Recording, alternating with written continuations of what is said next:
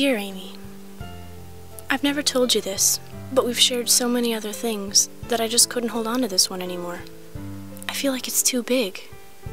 It's never been about your perfect hair that's always smooth no matter how hot and humid it gets out there. It's never been about your eyes. God, I wish I had them. Everyone always talked about your eyes, how rich their color was, and the way they lit up when you smiled. And although I've got Dad's skin that never tans like yours, it doesn't really matter. It's never been about your birthday when you stole $10 from Mama's purse and no one believed me when I said it wasn't me. I know you bought a book and some candy with it because you left the receipts and wrappers on my side of the room as evidence, even though you know I hate Almond Joy and it's always been your favorite candy. And although you never said anything when Dad marched me upstairs with his belt and you could later hear me crying from our room, it's never been about that.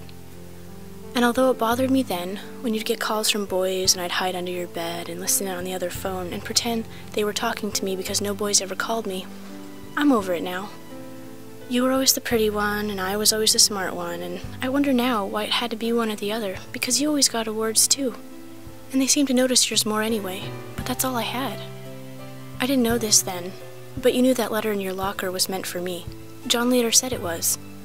And sometimes I pretend there's a reason. Like when you told me that if I jumped off the roof you'd give me $1 and I ended up breaking my leg.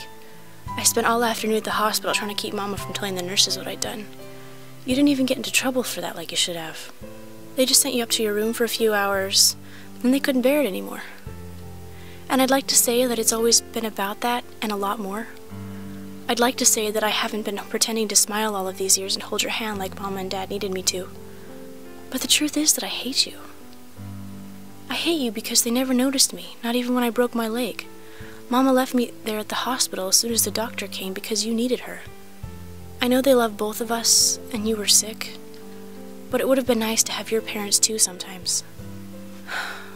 But things aren't better now, and I'm sorry because it was never your fault. My room is lonely now. I miss you.